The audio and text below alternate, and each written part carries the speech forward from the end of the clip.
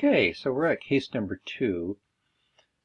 So as discussed in lab on Thursday, it's not dramatically different than case number 1, although you are looking at someone who has left-sided pain versus right-sided pain, and it's a different patient.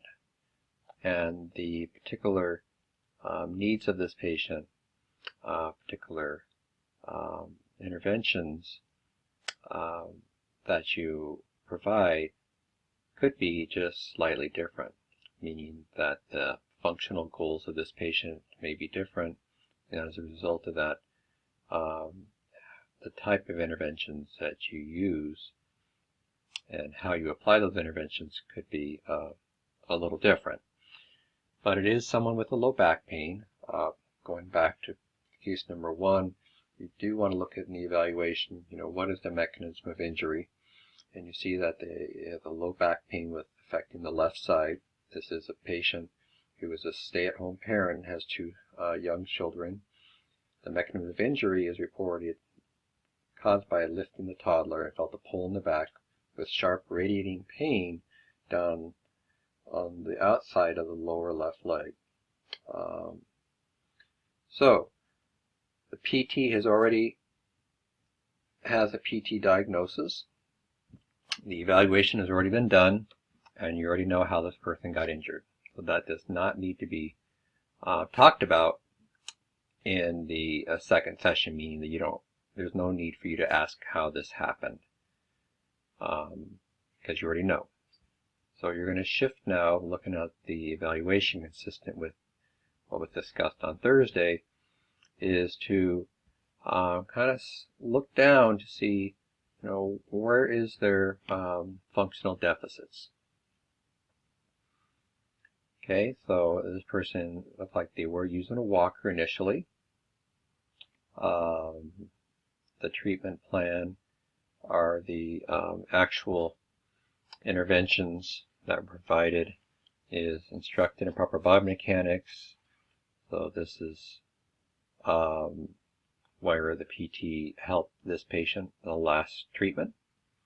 Okay, initiated stabilization exercises in the hook line, alternating heel slides, so they do have that as a activity, which is functional because we do move about our feet in bed, and we want to be able to move our legs in bed too, and to do so with less pain. So here's the assessment. This is what you want to be really looking at in terms of helping this person out. They have a subacute extension bias, the lumbar spine, interfering with their work as a parent and caring for 2 young children. They have poor control of core stabilizers, which increases pain and strain, or stress and strain to the lumbar spine, and have developed secondary postural habits that decrease efficiency and risk for reoccurrence. So poor posture can make the problem worse. It can increase the strain on already irritated tissues, or in nerve tissue as well. So benefit from using the least restricted device to normalize gait pattern. Prognosis, as in the first case, is excellent. Okay, so again, you have all this information already. It's already been done. You don't need to spend a lot of time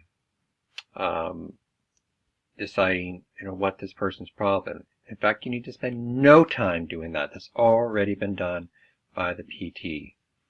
Okay, so the interventions at this point in terms of the PT intervention list is Therax, manual therapy, therapeutic activities, gait training, and neuromuscular re-ed, patient education.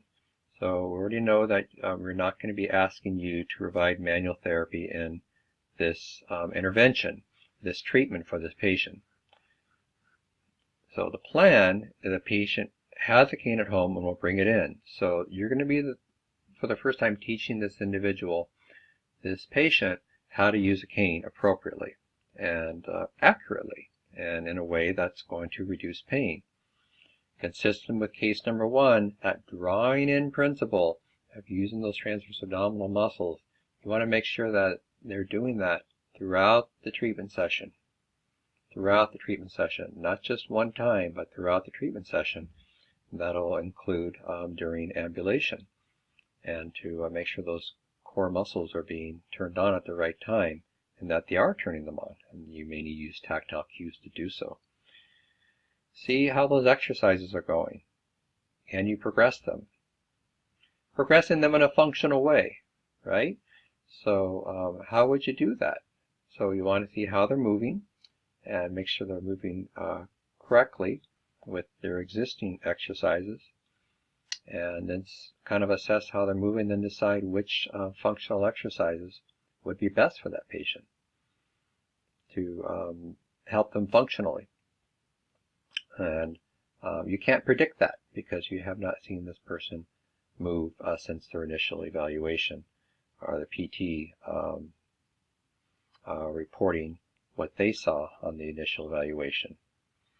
Increase ambulation distances with minimal postural compensation. So this person, unlike the other, is going to be slightly shifted to the right, and they want, the goal too, the plan is to initiate curve and stair training. So that'll be part of your intervention. That is the plan for this treatment that you will provide. I thought I'd just kind of quickly show you a picture of what a lateral shift looks like. So here's a picture that's more exaggerated, a right lateral shift. Don't expect your patient to be this far shifted. You can see that's towards the right side, so they are unloading that left side. In this case, looking at lumbar spine to be this area. So again, don't expect them to be that marked shifted over, but you can think that that's certainly not helpful to be develop a postural pattern like this. And it's important to make those changes early on so the pattern does not become chronic and produce more pain. So I think that wraps it up.